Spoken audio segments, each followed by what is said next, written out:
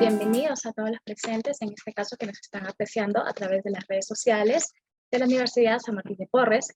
Que les habla es María Estela Herrera Suárez y que hoy vamos a tocar un tema muy importante, bastante estigmatizado de hecho, es sobre la psicosis, ¿no? ¿Qué es la psicosis? ¿Es una realidad o es una ficción? ¿No?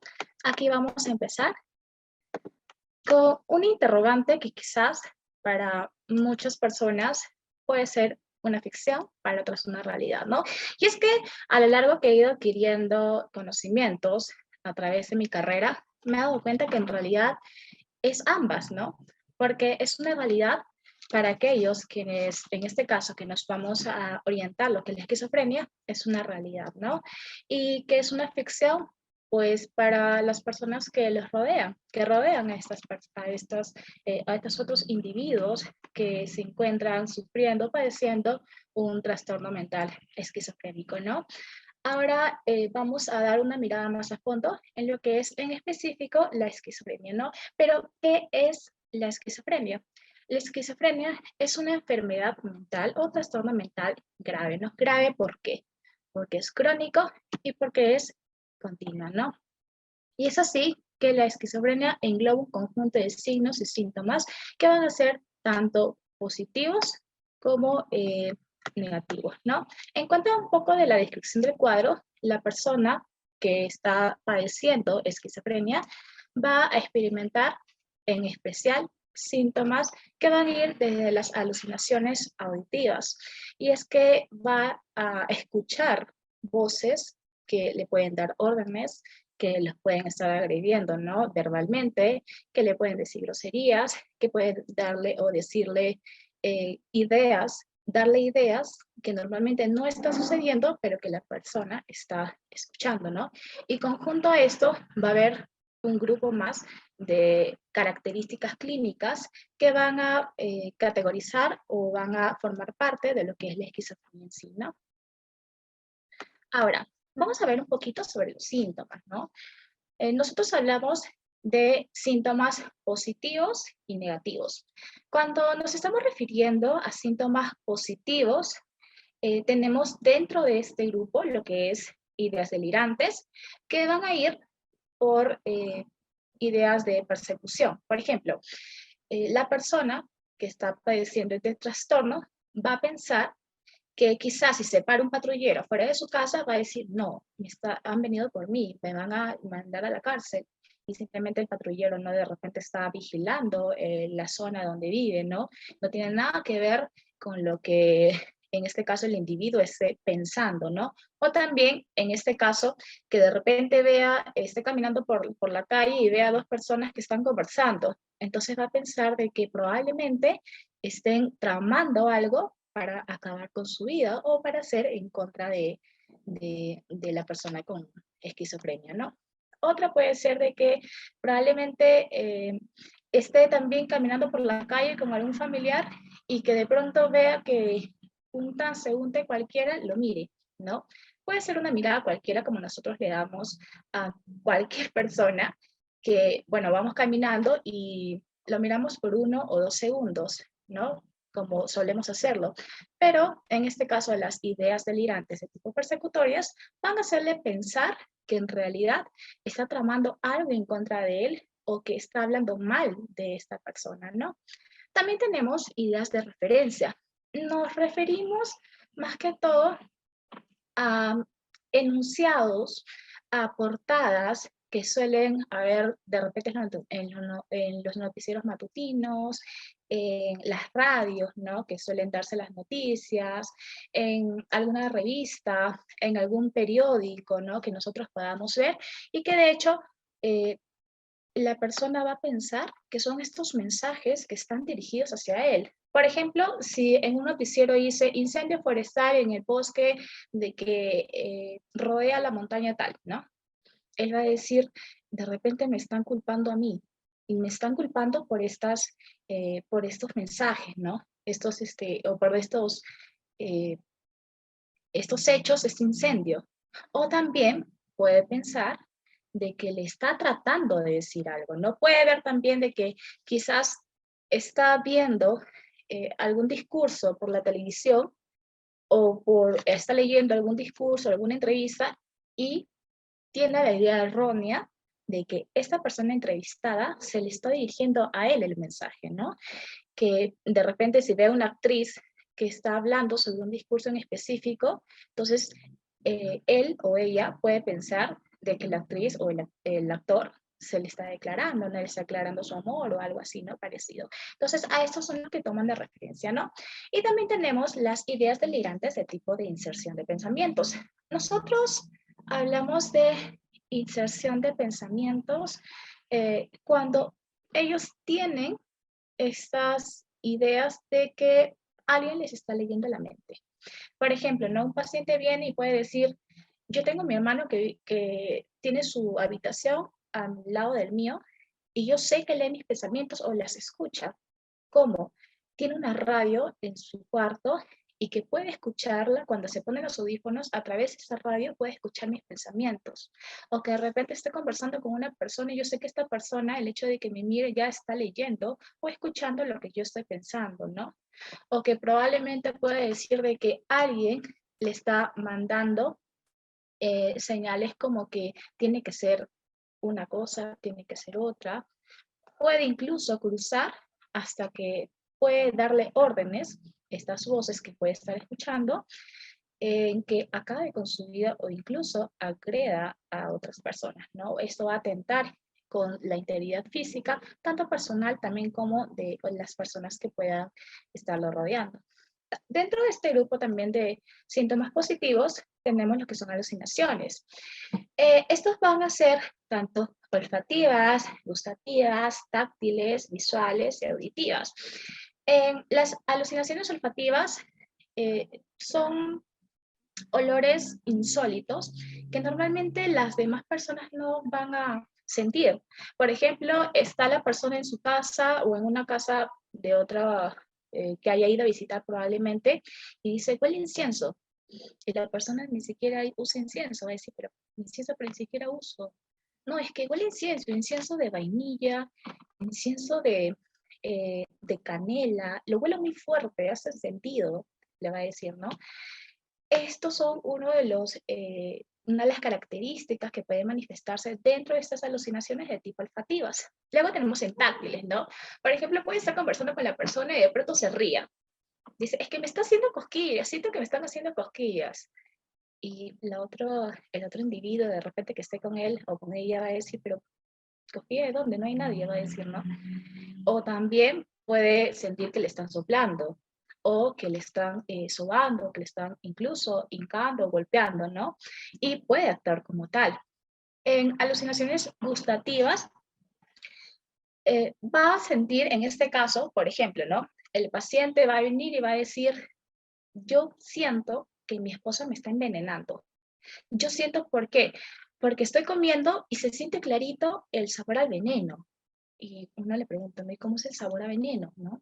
Normalmente creo yo que quienes nos están observando, eh, el, el sabor al veneno no suele ser muy eh, identificable, ¿no? No, es que yo siento que la comida está envenenada, se siente clarísimo el sabor al veneno, ¿no? Es uno de los aspectos que pueden manifestarse. En alucinaciones visuales, estas pueden ir desde que de repente el paciente ve objetos grandes hasta pequeños, puede ver animales o de repente cosas fantasiosas que no existen como dragones u otros aspectos, pero aclarar aquí que en este punto normalmente no suelen presentarse alucinaciones visuales, ¿no? Cuando esto hay o hay presencia, se tiene que hacer un descarte a nivel orgánico. Se tiene que ver si es que no hay intoxicación, una abstinencia, intoxicación por drogas, si es que no hay un problema que sea a nivel orgánico y que esté afectando y que ya no sería esquizofrenia, sino sería otro tipo de trastorno, ¿no? Y finalmente las auditivas, que son las características más importantes, o mejor dicho, más que se suelen presentar con mayor frecuencia en caso de pues, pacientes con esquizofrenia, ¿no? Por ejemplo, pueden oír voces, desde una voz, dos voces, tres voces, incluso hasta más. puede que no las identifique, va a escuchar que se ríen de él, que le dan órdenes, que les dicen groserías, que pueden estar haciendo conversaciones y como que a él lo dejan de lado, como que no van a necesitar incluirlo a él en esas conversaciones, o que incluso él va a hacer preguntas, ¿no? Le va a pedir como que consejos de lo que puede hacer y estas voces le van a decir, ¿no? O que de repente quiere ir a algún lugar y estas voces ya comienzan a decir, no, no vayas, o si vas tienes que hacer esto, ¿no?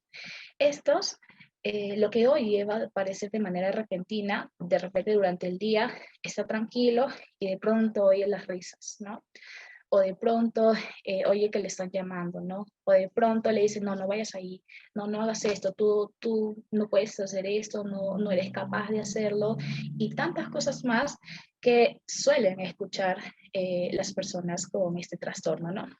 Y también tenemos a lo que son pensamientos, lenguajes y conductas alteradas, ¿no? En cuanto al pensamiento alterado, nosotros podemos darnos cuenta en consulta cuando, por ejemplo, la persona tiene un pensamiento bastante rápido, ¿no? Incoherente, hay falta o ausencia de simbolismo, ¿no? Aquí el paciente puede hablar súper rápido, está hablando de lo que le estoy diciendo yo de esquizofrenia y de pronto te dice, ¿y han visto lo que ha sido la carrera de autos de la semana pasada en Suecia? No, y es que los caballos han estado mal. He visto un programa donde dicen que las aves vuelan. Entonces, esta puede ser una de las características, ¿no? Que cambian abruptamente lo que es un tema a otro que no tiene nada que ver, ¿no? Hay una incoherencia en cuanto al habla, ¿no? En ese aspecto nos estamos refiriendo al pensamiento y por ende a lo que es la manifestación del lenguaje, ¿no? También pueden construir palabras con sílabas que en realidad no existen, no hay un significado exacto, ¿no? Pueden darle ellos mismos un significado, ¿no? Entonces son una de las tantas características que nosotros podemos observar. Además también de las conductas alteradas, ¿no? Estas pueden ir desde conductas sexuales agresivas, ¿no? Puede ser que la persona de pronto comience a comportarse sin caso, ¿no? Es un adulto de 40, 45 años o 30, 35 años, se comienza a comportar como un niño, como un infante, ¿no? Se viste como tal, como un infante, eh, llega a jugar, de repente quiere carrito, de repente quiere muñecas, algunas canicas, algo que tenga que ver con los juegos infantiles, ¿no? Y se comporta como tal, ¿no? Puede estar hablando como normalmente suelen comunicarse los bebitos, como haciendo alusión a algo que en realidad no forma palabras, pero con una conducta natural o propia de un niño que apenas está aprendiendo a hablar, ¿no? Además también de que estas conductas pueden cruzar a lo que es la agresividad, ¿no? Esto producto de todo lo que está escuchando, de repente de las alucinaciones, en este caso auditivas, le dicen, vete al último piso de tu casa y tírate, ¿no? O vete al último piso del edificio más alto y tírate, ¿no? Y las personas, donde lamentablemente van y terminan acabando con su vida, ¿no? O también cuando estas conductas agresivas las manifiestan hacia los demás.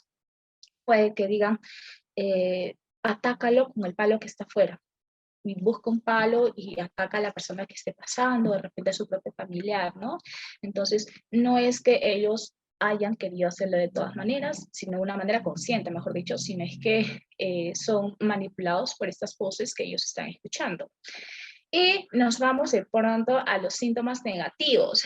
Nosotros, por ejemplo, decimos que los síntomas negativos son características donde van a interferir con la vida cotidiana de la persona, ¿no? De repente, si la persona tenía un horario establecido, se levantaba a 6 de la mañana, se iba a correr, demoraba media hora, regresaba a 6:30, se bañaba, preparaba desayuno, salía de su casa a 8:30, si tenía una mascota, sacaba a esa misma hora antes de irse, ¿no?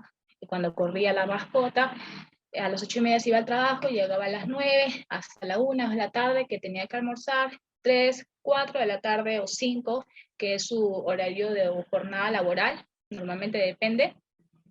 Regresa a casa, se prepara una pequeña cena, de repente se ducha otra vez, puede leer un libro, puede ver películas, de repente iba con los amigos, ¿no?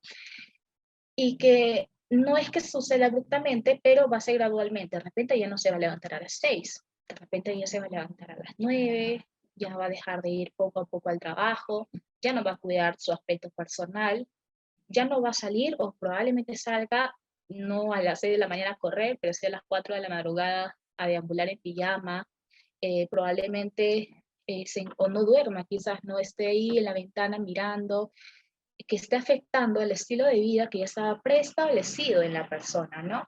Entonces, estas son una de las características que se van a hacer notar en la clasificación de síntomas positivos y negativos, ¿no? Y ustedes seguro se preguntarán, pero ¿por qué positivos y por qué negativos? Si de los síntomas positivos, para la redundancia de positivos no tiene nada, ¿no? De hecho, eso lo vamos a ver más adelante, pero suelen llamarse así porque son más visuales o apreciables a ojos de las personas que rodean a este individuo, ¿no? Puede hacernos notar de una manera más rápida que algo está pasando a comparación de los negativos, ¿no? Que normalmente nosotros podemos pensar, ah, no, de repente está pasando por una etapa en la que se está decayendo emocionalmente, pero ya se le va a pasar, ¿no? Y esta persona también puede pensar lo mismo, ¿no? Puede pensar de que de repente es esto solamente producto de mi cansancio, del estrés, nada más, ¿no? Y que comete el error de no ir o no asistir a consulta psicológica, psiquiátrica, para que pueda hacer por lo menos, ¿no?, un estudio de qué es lo que está pasando en su vida personal, ¿verdad? Ahora, nosotros establecemos ciertos criterios diagnósticos para lo que es el trastorno de esquizofrenia, ¿no? Acá tomamos en cuenta los síntomas depresivos o manías. Normalmente nosotros descartamos un tipo de esquizofrenia si es que el paciente viene de haber sufrido o está sufriendo o está padeciendo un trastorno del ánimo. En este caso puede ser depresión o manías, ¿no? Cuando esto sucede, entonces ya no tendríamos que diagnosticar esquizofrenia, ¿no? Sino que esto, bueno, se ha agravado este trastorno del ánimo y que está desencadenando en un episodio psicótico, ¿no? El segundo criterio diagnóstico tenemos como un periodo de abstinencia o intoxicación. Esto nos referimos más que todo al hecho de que las personas, a veces algunas personas que son consumidores de drogas, tanto psicotrópicas o psicoactivas, lo que va a hacer es que cuando esté en un periodo de abstinencia va a surgir algunos síntomas, ¿no? Síntomas que pueden confundirse, pero que son propios del síndrome de abstinencia, o también cuando hay una intoxicación, ¿no? En este caso puede ser una sobredosis, de repente por los medicamentos o por las drogas que suela ingerir, ¿no? También se toma en cuenta este aspecto para descartar una posible esquizofrenia o en todo caso para poder corroborarla, ¿no? También tenemos lo que son los problemas orgánicos cerebrales, lo que justamente les estaba mencionando anteriormente, donde cuando nosotros hablamos de un trastorno orgánico mental, nos estamos refiriendo a un conjunto de signos y síntomas que la persona va a manifestar, pero que es causado por un problema orgánico cerebral o en todo caso de los síntomas del cuerpo y que estos están eh, produciendo o están atacando directamente a lo que es el cerebro, ¿no? Ahora, en cuanto a los episodios psicóticos, también que se presenten, mínimo tiene que tener una duración de más de un mes. En el caso de esquizofrenia, más de 6 meses, según lo que es el DSM-5, ¿no? Después tenemos aquí lo que son los factores de riesgo. Los factores de riesgo nosotros lo consideramos aquellos aspectos, elementos que van a hacer que la persona tenga más predisposición a desencadenar un posible trastorno de esquizofrenia. Aquí tenemos el consumo de drogas psicotrópicas o psicoactivas, ¿no? Cuando ya estos episodios psicóticos se han desatado en un consumo que se ha dado durante un tiempo y que ya esto es consecuencia, ¿no? O también en este caso los antecedentes familiares con el trastorno de esquizofrenia. Aunque hay una probabilidad de que en un 80% hay más predisposición de que la persona pueda desarrollar esta enfermedad, en realidad no es un determinante, ¿no? Van a haber otros factores que van a presentarse para que pueda desencadenarse esta enfermedad, ¿no? Y también algunas complicaciones que puedan afectar el desarrollo cerebral, ¿no? Puede ser que prenatal, al momento del embarazo, el desarrollo del feto, al momento del alumbramiento, también postnatal, ¿no? Algún virus adquirido, alguna afección que haya interferido en el desarrollo cerebral, en este caso de la persona, ¿no? Y justo aquí era lo que quería llegar. Por ejemplo, tenemos el pronóstico de lo que les mencionaba un poco sobre lo que eran los síntomas positivos y negativos, ¿no? Que acá tiene mucho que ver el pronóstico. Es decir, se tiene mejor pronóstico aquellos que hay un registro mínimo de deterioro cognitivo, ¿no? Nosotros eso lo comprobamos a través de distintas evaluaciones, entre ellos la entrevista, ¿no? Nosotros vemos cómo es que ha afectado la enfermedad en cuanto a las funciones cognitivas de la persona, en este caso del paciente.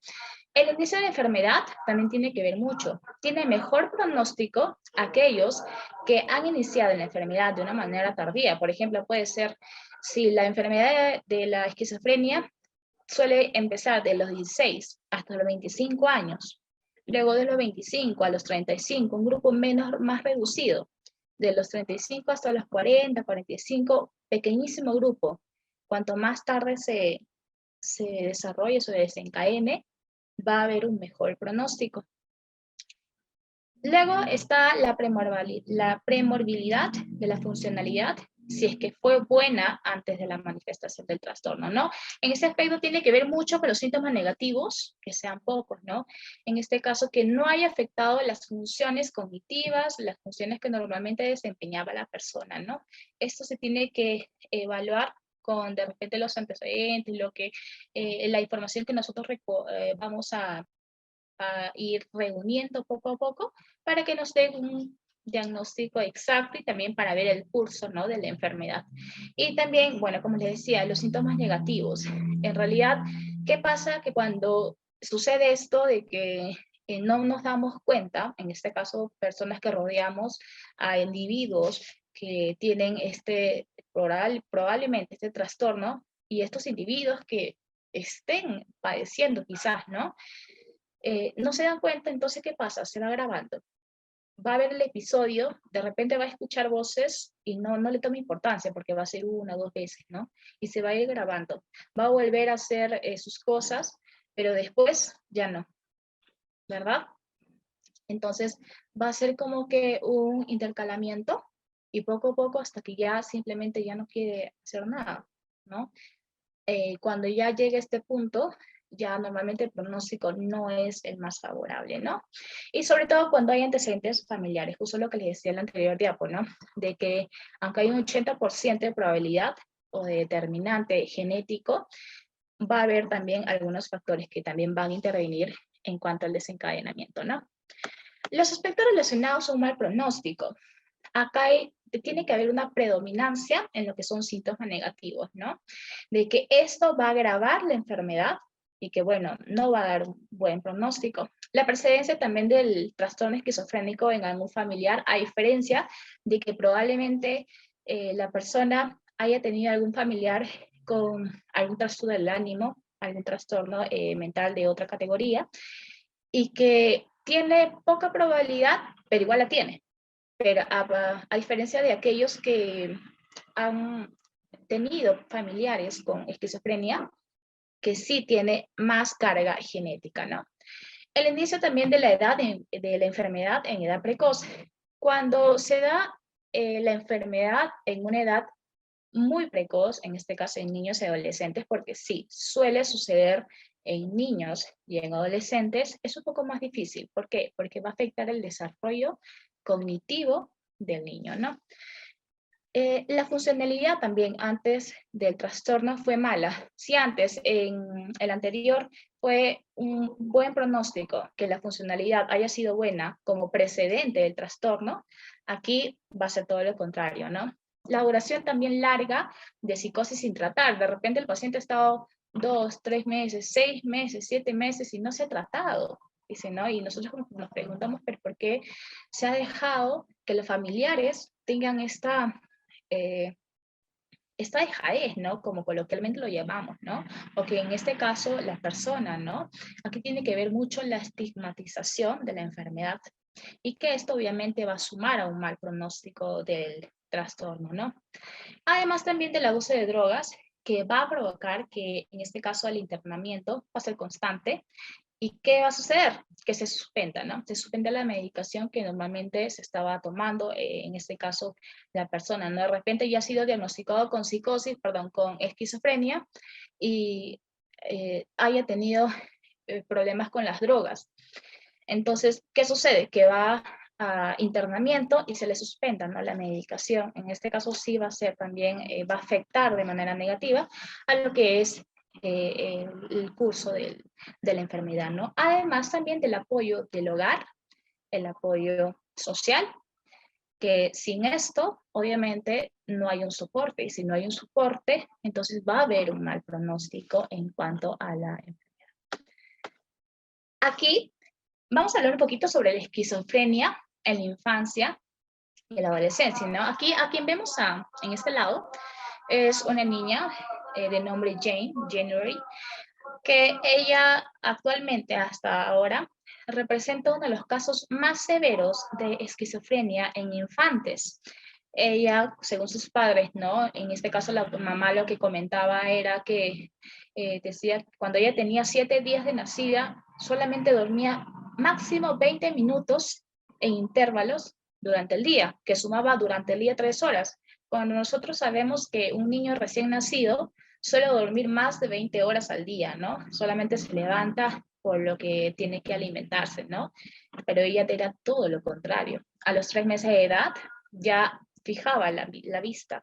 Normalmente en niños que no tienen alguna afección al nivel cognitivo de repente o alguna otra afección, eh, no suelen mantener la vista, ¿no? Entonces, dice la mamá que en este caso la miraba fijamente y la seguía con la vista toda su rutina, lo que hacía en este caso en el ambiente donde se encontraba, ¿no? Posteriormente, a la edad de 2 años, ya tenía otras conductas que no eran propias de un niño de su edad, donde la llevan a hacer un examen de inteligencia porque supusieron, ¿no? Que era una niña superdotada, lo que confirmó que probablemente o que tenía un IQ por encima de 130, es decir, ella tenía un IQ de 140, ¿no?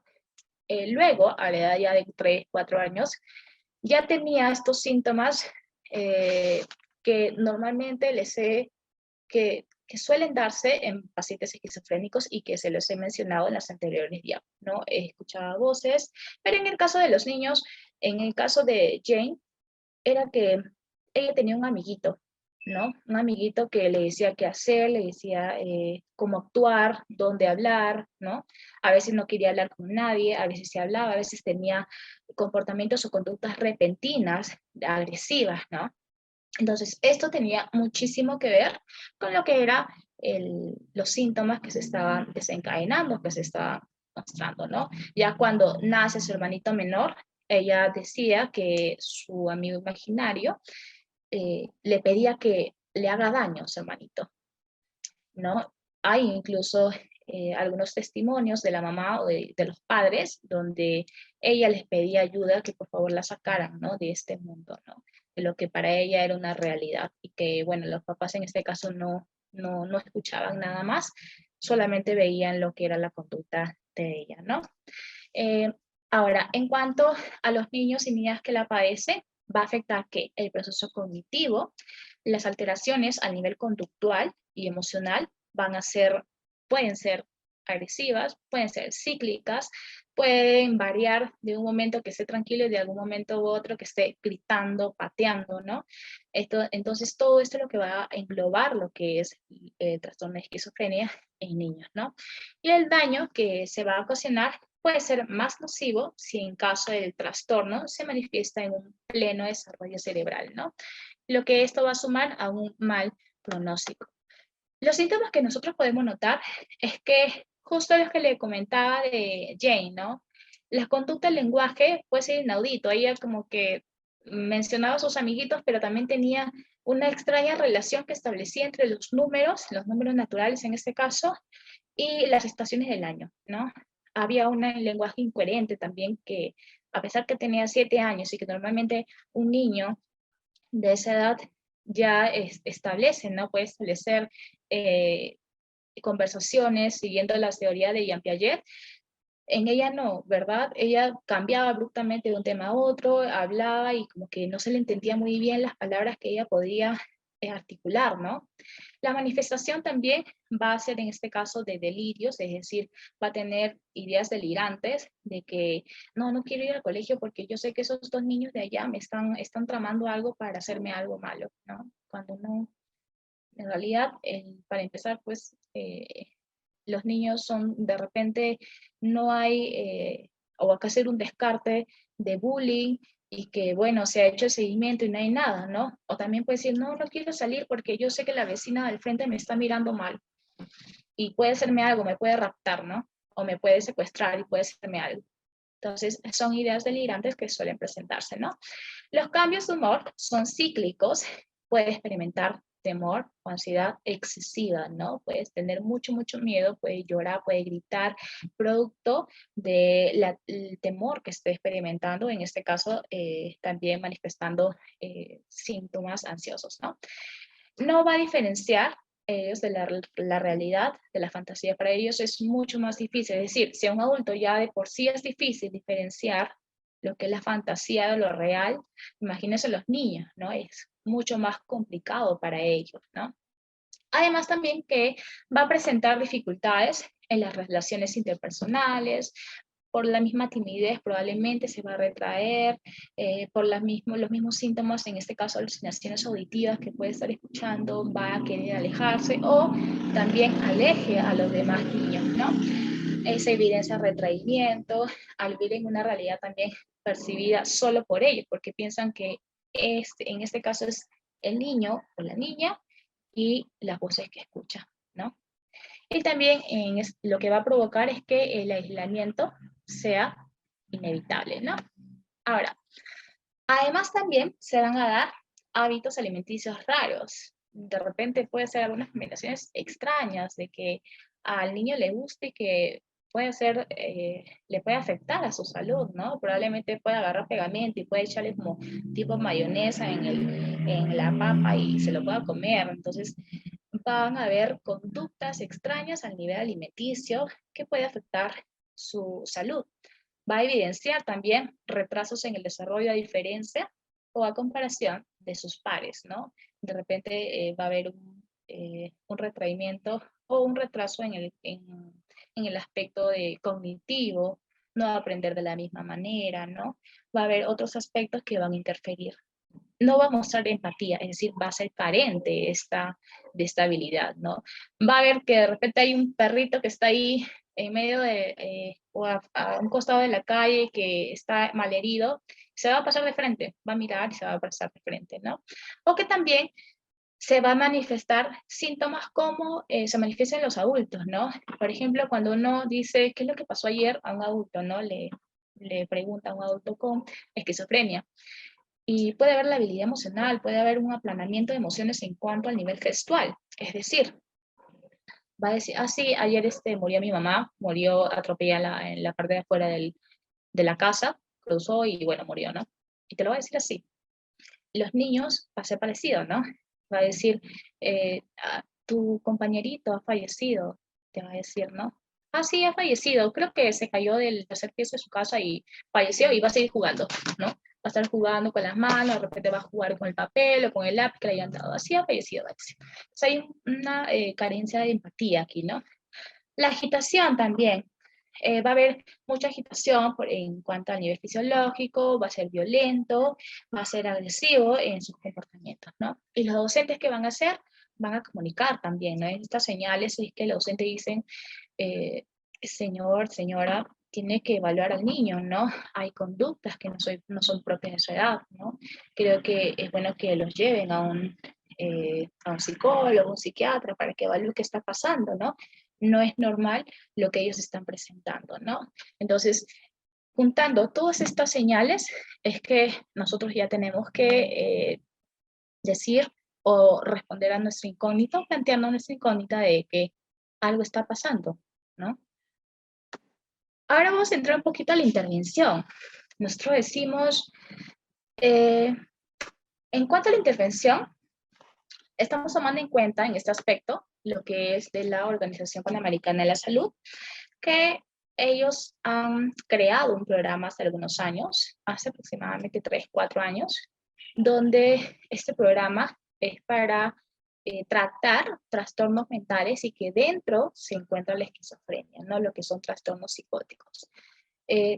Este programa está dirigido y está establecido para países de bajos recursos, ¿no?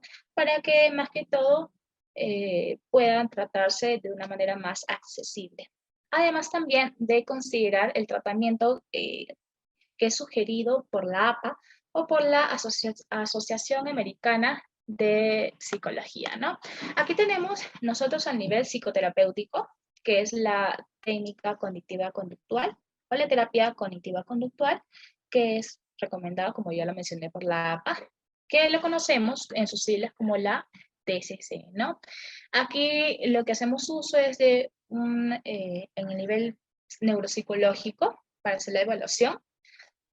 Hay un proyecto o un proyecto que se llama Matrix, donde engloba un conjunto de evaluaciones que van a ir desde lo que es la aplicación de la escala Wechsler para evaluar lo que es el nivel de inteligencia, en este caso del paciente, además también de otros instrumentos que van a evaluar lo que son habilidades cognitivas, lo que es habilidades sociales, lo que es la inteligencia emocional, ¿no? Entonces, todos estos aspectos y también, obviamente, la personalidad.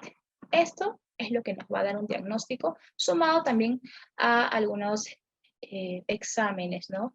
Físicos, neuropsicológicos, que nos pueden dar que probablemente esté pasando, en todo caso, diagnosticar esquizofrenia o descartarla, ¿no? Probablemente hay un trastorno a nivel orgánico, ¿no? En la TCC lo que hacemos, una de las técnicas o de los métodos que utilizamos es que planteamos al paciente, ¿no? Si todo lo que está escuchando, todo lo que experimenta es verdad o pertenece a la realidad o pertenece a la fantasía, ¿no? En este caso tiene que diferenciar lo real de lo que es lo ficticio, ¿no?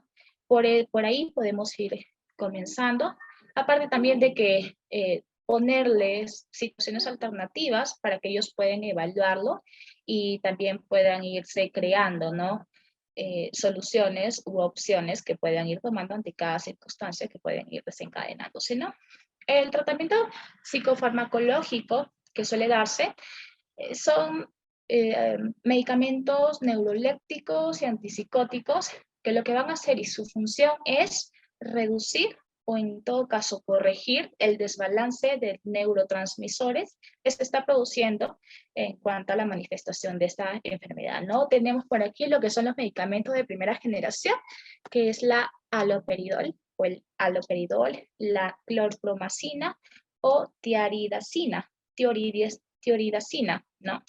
Y también tenemos los de nueva generación, que es la olanzapina, la risperidona, la ciprasidona y la clozapina. Estas de nueva generación suelen usarse más, por lo mismo que los efectos secundarios son menos nocivos, ¿no? Para el paciente. Y bueno, la clozapina se usa en aquellos pacientes que son muy resistentes a los tratamientos que se le está dando, que no está mostrando una mejoría, por lo menos la esperada, y que tienen riesgo suicida o ideación suicida, ¿no? Ahí se suele utilizar lo que es el medicamento de clozapina. Además también de que ya cuando el paciente está en una etapa muy grave de lo que es el trastorno mental de esquizofrenia, ya suele sugerírseles a los familiares, en este caso, lo que es el procedimiento por electroshock, ¿no? En este caso, electroconvulsivas, que consiste en pasar corriente buena al cuerpo, obviamente, del paciente anestesiado, y para que pueda corregir, ¿no? en cuanto al desbalance de los neurotransmisores. Esto se hace con el debido permiso de los familiares, no de ellos depende, ellos firman un permiso si es que están de acuerdo o si es que no, simplemente se opta por otro tratamiento que pueda también eh, contrarrestar todo lo que está pasando, ¿no? Y bueno, llegamos a la etapa final, lo que son las conclusiones, donde nosotros decimos, ¿no? Podemos diagnosticar esquizofrenia, sí, gracias a que los síntomas que se manifiestan al paciente, ¿no? En este caso, si los síntomas son positivos, es mucho más rápido decir, no, aquí está pasando algo, ¿no? Mi tío, de repente mi mamá, mi hermano, mi amigo, mi amiga, ¿no? Algo está pasando, ¿no? Esto no es normal o no es propio de ella, ¿no? Entonces, no vamos al psicólogo para que te haga una evaluación, ¿no? Además también de la estigmatización. Muchas personas con esquizofrenia no quieren ir a una evaluación, psicológica, psiquiátrica, por el estigma que tienen, ¿no? Por ejemplo, ellos pueden decir de que no, porque, o sea, si yo tengo esto, me van a, de repente, eh, a excluir del grupo, van a avergonzarse de mí, yo me avergüenzo de mí, decir, ¿no? Y que esto se lucha día a día. La OMS dice que la mayoría de casos que no son diagnosticados a tiempo es producto de una estigmatización errónea, porque lo que suele hacerse es que se excluyen, ¿no? Se considera inferiores a las personas que sufren esta enfermedad, cuando en realidad lo que más necesitan es el soporte emocional por parte de la familia del paciente, por parte de los amigos, ¿no? No la exclusión, porque esto lo que va a hacer es que, bueno, el pronóstico cada vez sea negativo, más negativo, y que desencadene, ¿no? En un punto en el que ya no se puede hacer nada por el paciente, ¿no? Que lamentablemente llega hasta incluso a atentar con su propia vida, ¿no? El esquizofrenia en niños. Si antes no creían que se podía dar, bueno, sí, se puede dar esquizofrenia en niños. Hay un pronóstico menos favorable, pero también se puede tratar, ¿no? Por lo menos para que consiga una calidad de vida adecuada, ¿no? En el caso de Jane, actualmente ella tiene, creo, cerca de 20 años y está llevando una vida relativamente normal a comparación, ¿no? De sus pares. Además también de un trabajo multidisciplinario. ¿Por qué? Porque acá nosotros lo que hacemos es trabajar conjuntamente con eh, el psiquiatra, el psicólogo, hacemos una evaluación también con el neurólogo, ¿no? Un trabajo en conjunto lo que nos va a ayudar y les va a ayudar a las personas que padecen este trastorno a que puedan diagnosticarse a tiempo y que sobre todo sepa la importancia de la salud mental, ¿no? Y bueno, hasta aquí, si hay más preguntas o si hay preguntas, normalmente lo pueden hacer. En todo caso, creo que es necesario que sepan, ¿no? Que de alguna manera cuidar nuestra salud mental es muy importante, de que no está bien que simplemente por el hecho de que tengamos días malos, vamos a generalizar todos otros síntomas, ¿no? Que no son parte de, que si apenas nosotros sentimos algo que no está bien, que vayamos, ¿no? Acudamos a un psicólogo. Y si no es así, también es bueno que siempre vayamos a un control, ¿no? Cada ciertos meses para mantener una estabilidad emocional. Y por aquí, Mari nos dice, buen día. Hola, Mari. Una pregunta, en caso de una paciente con esquizofrenia y que se encuentre embarazada, ¿es recomendable suspender su tratamiento farmacológico? Hola, Mari. Sí, de hecho, bueno, de hecho no, con respecto a tu pregunta, no es recomendable. ¿Por qué? Porque puede volver episodios psicóticos, pueden volver con más fuerza en caso de que se suspenda, ¿no? De repente está embarazada y, bueno, se suspende. Va a atentar contra la integridad física del feto, de la suya propia, va a afectar el desarrollo. Ahora, ¿qué se hace en estos casos? visitar a su médico de cabecera, de repente el psiquiatra, el psicólogo a cargo, el obstetra que esté llevando el embarazo. Lo que van a hacer es reemplazar estos medicamentos para que no sean nocivos para el desarrollo neurológico, en este caso el desarrollo, perdón, del feto, ¿no? Durante el embarazo. Pero no se va a suspender por nada del mundo lo que es el tratamiento, ¿no? Muchas gracias, Mari. Y bueno, si no hay más preguntas, eh, por aquí doy finalizada esta pequeña charla, ¿no? Y espero que les haya servido y que tengan un magnífico día. Gracias.